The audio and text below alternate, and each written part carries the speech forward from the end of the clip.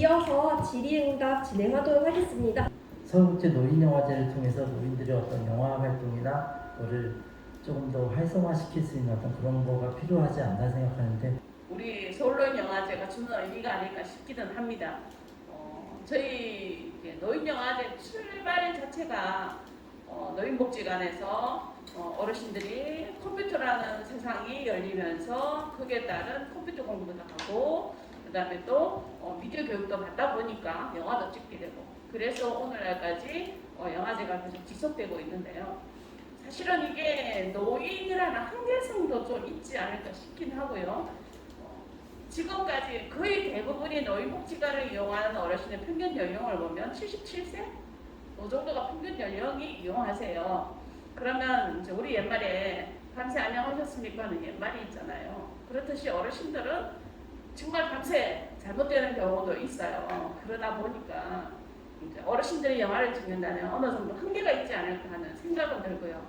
그 다음에 저희가 그동안 열심히 홍보를 좀 덜 하지 않았나 라는 생각도 들고, 저희는 열심히 어르신들한테 영화를 찍을 수 있도록 하고, 저희 복지관 같은 경우에는 아예 영화 교실 자체가 있어요. 그래서 어르신들이 편집할 수 있는 그 여건까지 다 마련해 놓고 있은 지 그게 얼마 되지 않았어요. 사실은 한 5, 6년 전에 그걸 만들었기 때문에, 그렇듯이 어르신들이 영화를 찍는 그 환경 자체가 넉넉하지는 않다는 거죠. 그러다 보니까 노인 작품이 그렇게 막 청년 작품처럼 확 늘어나지는 않았던 것이 아닐까라고 추측할 뿐이고, 이게 제 생각입니다. 그렇고 그러다 보니까 저희도 계속 더 노력해야 되겠지만, 저희의 복지관에서 하던 활동들을 살펴보면 우리가 영화교실이 생기기 전까지만 하더라도 어르신들이 영화를 찍는 것까지는 카메라를 어떻게든 구입해서 저렇게 이제 영화 장비를 가지고 찍는데, 편집하는 게 이게 넉넉하지가 않거든요. 그러면 편집실이 없다 보면 저희가 사실 도구살이를 엄청 많이 했어요. 저희처럼 우리 어르신들도 그러지 않았을까라는 생각이 드는 거예요. 그래서 저희가 편집실을 아예 만들어버리고 그렇게 해서 우리 어르신들이 계속 영화를 이제 하실 수 있도록 만들어드리긴 했지만, 사회 제반적인 환경 자체가 어르신들이 영화를 찍기에는 넉넉지 않은 환경이다 라는 생각이 있고요. 그 다음에 이제 또 우리 영화제에 대한 관심도가 좀 더 많아져야 되지 않을까라는 생각이 듭니다. 앞으로 저희도 서울국제노인영화제에서 더욱더 노력해서 청년 작품뿐만 아니라 또 노인 작품도 증가할 수 있도록 노력할 거고요. 플러스 저희 영화제는 세대가 통합하는 영화제이기 때문에 노인 강족의 영화도 중요하지만 청년들이 노인에 대한 시각을 변화시켜주는 역할도 해야 되는 게 저희 역할이기 때문에, 그러다 보니까 청년들의 작품이 더 많이 늘어나는 건 아닐까라는 생각이 들기도 합니다. 앞에 질문에 그 연관해서 갑자기 생각나는 건데, 그러면은 노인 영화제에 출품한 노인 감독님들은 노후에 그 영화를 여가로 즐기면서 영화를 공부하신 분들이 주로 출품하신 건가요? 그리고 두 번째는 그러면 또 그 선생님 말씀에 좀 들어보신 게, 그러면 청년 감독들은 좀 영화를 공부하는 아직은 좀 시작하는 입장의 어떤 감독님들이 많이 참여를 하신 건지, 그래서 질문을 드립니다. 네, 청년 감독들은 영화를 시작하는 감독들뿐만 아니라 계속 작업을 하던 청년 감독들이 많습니다. 그래서 우리 영화제 청년 감독도 작품을 많이 내고 있는 것 같고요. 그 다음에 우리 어르신들을 봤을 때 영화를 찍는다는 게 넉넉하지 않은 환경이지만, 그래도 어르신들이 영화를 찍겠다 하는 의욕을 가지시는 분이 참 많으세요. 그래서 그런 분들이 그 영화를 찍어서 저희 어르신들이 하느니까, 저희도 영화교실이 있다고 말씀드렸잖아요. 근데 그 영화교실이 영화를 배우고 영화를 찍던 어르신들의 말씀이 이제 생각이 나는데요. 그 어르신이 뭐라고 하냐면, 처음 스타트했을 때의 우리 서울노인 영화제가 그 당시에 어르신들의 수준으로는 충분히 작품 출품을 할 수 있었는데, 지금 해를 거듭할수록 작품 수준이 점점 더 높아져서 어르신들이 약간 배워가지고 취미 역할을 할 수 있는 수준이 아니라는 거예요. 그래서 더 깊이 있게 공부를 해야 되고 영화에 더 매진해야지만이 본선에 올라갈 수 있다라고 얘기하시는 거거든요. 그러다 보니까 문턱이 너무 높은데 라는 게 좀 있더라고요. 그래서 저희가 이제 그렇다면 영화를 좋아하지만 영화를 우리 영화제에 출품할 수 없는 어르신들을 대상으로 우리가 뭐 섹션을 하나 만들면 어떨까 하는 게 지금 저희들의 고민이거든요. 그래서 어르신들만의 이야기를 담아낼 수 있는 어르신들의 좀 미흡하지만 그 미완성인 그런 영화를 한 섹션을 만들어서 출품할 수 있도록 하면 어떨까라는 고민을 지금 하고 있는 중입니다. 근데 이제 어르신들의 취미 영화가 아닌 정말 영화인으로서 거듭 성장할 수 있도록 저희가 도와드려야 되는 것뿐만 아니라 아직은 미흡하지만 그래도 영화를 좋아하시는 분들을 위한 섹션도 있어야 되지 않을까라는 생각을 제가 하고 있습니다. 서울국제 노인 영화제가 영화제로서 그 전 세계의 어떤 그 노인 영화 장르에 있어서 어떤 영향 혹은 어떤 위치를 차지하고 있는지 그게 좀 궁금했습니다. 영향력이 어느 정도 될지. 네, 아까 우리 김종선 배우님 왔을 때 제가 영화제 소개하면서 살짝 말씀을 한번 드린 적이 있는데요. 전 세계적으로 저희 같은 영화제, 노인 영화제는 없어요. 대한민국 유일하거든요. 그래서 저희가 그때 영화제, 올해가 14주년이지만 영화제 10주년이었나? 10주년 세미나를 할 때 우리 같은 영화제가 있을까 하고 전 세계적으로 이렇게 좀 알아본 적이 있었거든요. 그랬을 때 우리 어르신이 주체가 돼서 어르신을 위한 영화제가 없었어요. 그래서 저희가 유일한 영화제구나라는 자부심을 가지고 있으면서 계속 알려내야 되겠다 라는 생각을 가지고 저희가 서울 노인영화제에서 서울국제노인영화제로 면모를 탈바꿈하게 된 거예요. 전 세계적으로 좀 알려내자. 그래서 저희가 사명감이라면 진짜 세계적으로 이런 영화제가 좀 더 많이 생겼으면 좋겠다는 생각을 가지고 있습니다. 이번 영화제는 다른 여태까지 진행됐던 영화제와 달리 좀 약간 특징적인 부분이라고 하는 게 어떤 것인지 좀 궁금하고요. 올해 영화제에서 가장 주목해야 할 부분이 또 어떤 점인지 좀 궁금합니다. 네, 이번 서울국제노인영화제에서는 한국단편 경쟁이랑 국제단편 경쟁을 비교해서 보시는 게 또 다른 재미가 될 수 있을 것 같아요. 여기에 또 팁이 있다면 저희가 오프라인 상영뿐만 아니라 온라인 상영도 경쟁 섹션을 병행을 할 예정이기 때문에 극장에 찾아오지 못하시더라도 집에서 편하게 단편 경쟁 섹션을 보실 수 있고 같은 결의 소재나 이야기를 한국은 어떻게 표현을 하고 해외에서는 어떻게 표현을 하는지 그리고 한국 사회에서 우리가 노인 문제라고 생각했던 것들이 해외에서는 어떻게 화두가 되고 있고 어떻게 시선을 바라보고 있는지 이런 부분들을 같이 봐주시면 더 재미있을 것 같습니다. 그리고 이번에는 이제 파독광부 기억 아카이빙 섹션이 저희 서울노인영화제만의 특징인 프로젝트여서 저희가 이번에도 잊지 않고 기억할 수 있는 하나의 의미 있는 프로젝트로 여러 관객분들이 찾아주시면 더 좋을 것 같아요. OTT 대세 속에 서비스가 이제 도입이 됐는데 이게 이제 사실 한국뿐만 아니라 전 세계에서도 볼 수 있는 상황이 된 거잖아요. 그래서 외국어 서비스는 어느 정도까지가 가능하게 만드셨는지 궁금합니다. 아쉽지만 영화제 기간 동안만 관람이 가능하시고요. 국내에서만 관람이 가능하세요. 이게 해외 같은 경우에는 아직까지는 좀 유출이라는 염려스러운 부분들이 있어서 국내에서만 먼저 소개를 진행하려고 합니다. 먼저 저희가 이제 판매의 형식으로 진행이 되는데 한번 구매하시면 72시간 동안 무한 재생하실 수 있는 관람권을 구매하시는 거라고 봐주시면 좋을 것 같습니다. 아까 말씀하신 기억 아카이빙 프로젝트는 굉장히 좀 의미가 있을 거라고 생각하고 기대를 많이 하고 있습니다. 이 작업을 하면서 어려움이 쉽지는 않았을 거라고 생각을 해요. 이게 지금 팬데믹 상황이라 또 독일에 가서 하는 것도 쉽지가 않았을 것이고 거기에서 돌아오신 분들, 귀국하신 분들만 상대로 한다는 것도 그 한계가 있을 것이고 이런 걸 어떻게 해결을 하셨는지 그게 궁금하고요.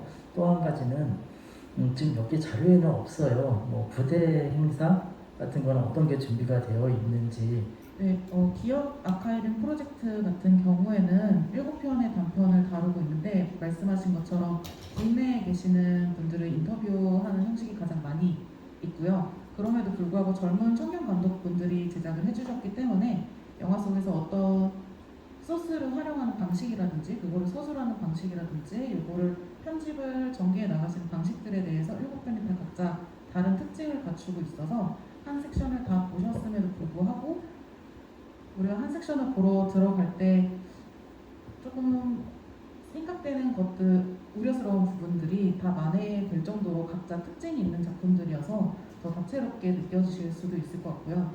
부대 프로그램 같은 경우에는 저희가 일단 작년에 미개최되었던 부분들이 있기 때문에 올해 프로그램에서는 작년에 선정되고 초청되었던 작품들이 최대한 피해가 없어야 되는 것들이 저희가 많이 생각을 했던 지점이에요. 그래서 그 작품들을 선정이나 초청을 취소하지 않고 올해도 소개를 해야 하는 게 저희의 의무였다고 생각을 했기 때문에 그 작품들을 소개하면서 가장 많이 국내 작품의 GV를 제일 많이 하게 됐고 이 외에 부대 프로그램은 사실 지금 거리두기가 해제된 상황이지만 저희는 어쨌든 다양한 세대가 같이 어울리는 행사이다 보니 자체적으로 극장 내에서는 거리두기를 계속 유지할 예정이어서 별도의 토크 프로그램은 기업 아카이빙의 출연진 분들과 제작진 분들 그리고 한 섹션이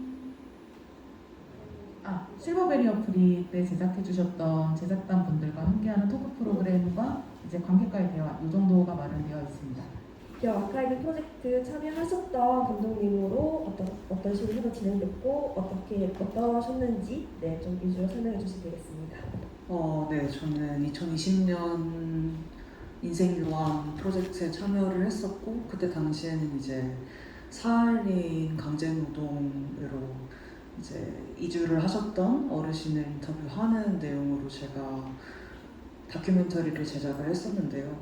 그 어르신이랑 같이 원래 이제 어르신 분들은 그 서울 노인 영화제 측에서 소개를 시켜주시고 제가 따로 한 분과 만나서 이렇게 1대1로 인터뷰를 하는 그렇게 하는 과정으로 진행이 됐었고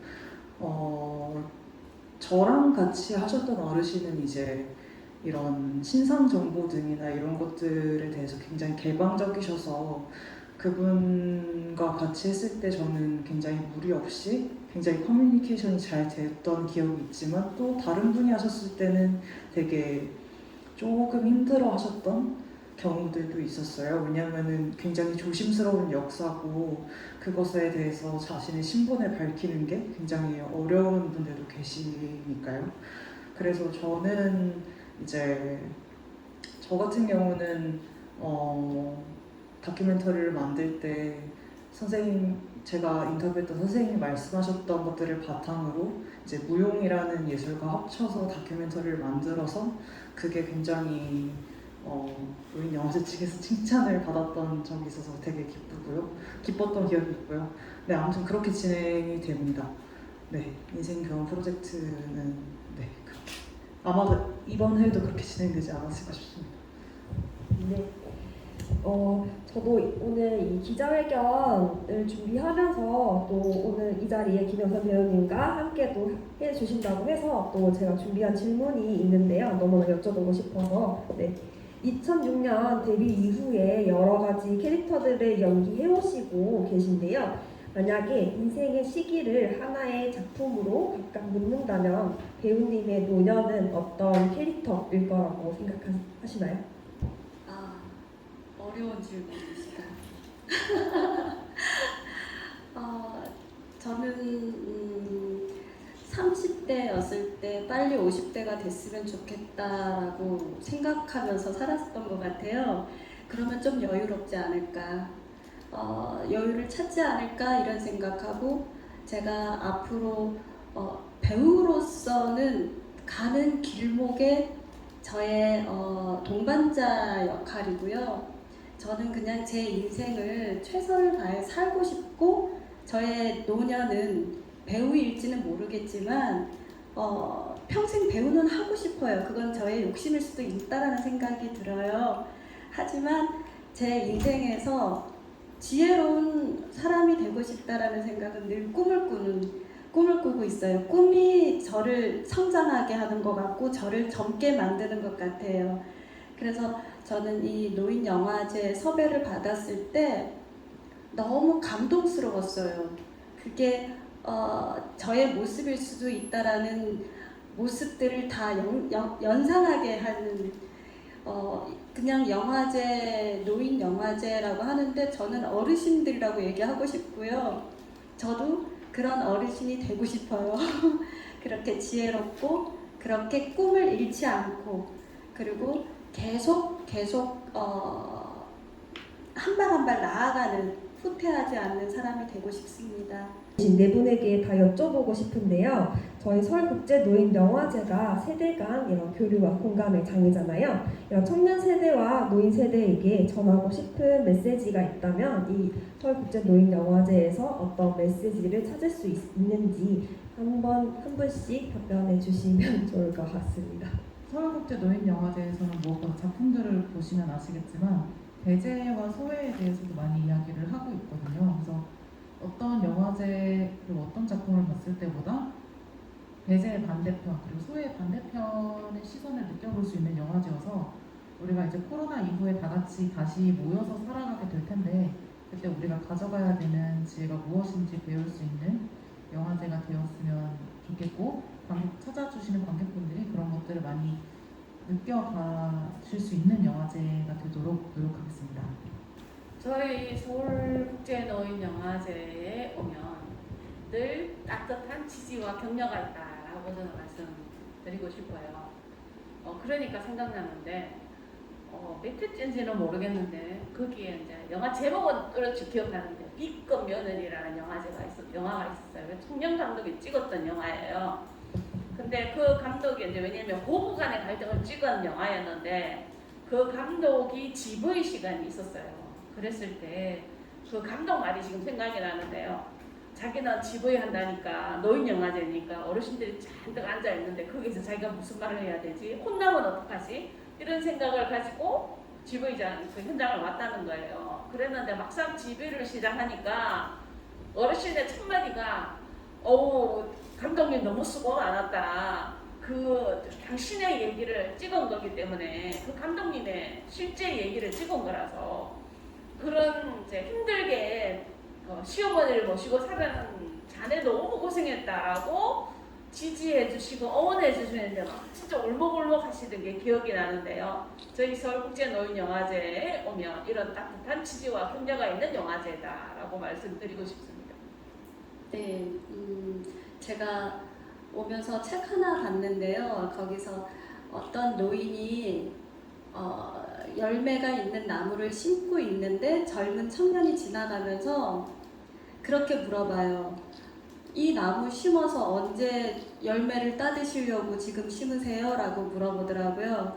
그러니까 이 노인분은 내가 먹으려고 그러는 게 아니라 내 아들, 딸, 후대에 주고 싶어서 심는다라고 그러더라고요. 그러면서 너무 행복하게 열매 나무를 심는데 우리 이 영화제가 정말 기록인 것 같아요. 영화의 기록 그리고 인생의 기록 그리고 우리만 지금 잘 먹고 잘 영양분을 섭취하는 게 아니라 그 후대에 우리 젊은 청년들에게 소통의 장이 되고 젊은 청년들이 지혜롭게 살아갈 수 있는 이런 장이 됐으면 좋겠습니다. 그리고 제가 최근에 본 영화가 우리가 사랑이라고 믿는 것이라는 영화를 봤는데 정말 30년을 살아도 서로 모르는 일들이 너무 많고 그 속을 모르는 게 너무 많잖아요. 근데 이렇게 영화라는 원색적인 입체적이고 원색적인 장르를 통해서 우리가 우리의 속을 다 들여다 볼 수 있고 이해하고 그리고 더 많은 대화를 할 수 있는 장을 마련한 이 영화제가 너무 이렇게 깊고 넓다라고 생각이 듭니다. 앞으로 그런 영화제 오래오래 해주세요. 저는 청년입니다. 그 청년이고 청년 세대로서 되게 어르신들을 뵐 시간이 별로 없어요. 그리고 어르신들도 저희를 이렇게 막 찾지 않는 이상 저희를 뵐 시간이 없고요. 그런 사회 속에서 이런 청년과 어르신분들이 같이 만날 수 있는 공간을 만들어 주시는 것만으로도 저는 이 영화제가 의미가 있다고 생각을 하거든요. 요즘 팬데믹 때문에 추석이나 설날에 할머니 할아버지도 못 뵈러 간 세상에서 서울국제노인영화제에서라도 어르신과 청년들이 함께 할 수 있는 시간이 마련된다면 저는 그것만으로도 사회에 큰 역할을 하고 있는 공간이라고 보거든요. 그래서 네, 저도 이 영화제가 더 커지고 좀 더 발전하고 서로 공감하고 소통하고 배제하지 않고 소외하지 않는 영화제로 성장했으면 좋겠는 바람이 있습니다. 네, 그럼 이상으로 질의응답 시간을 마무리하겠습니다.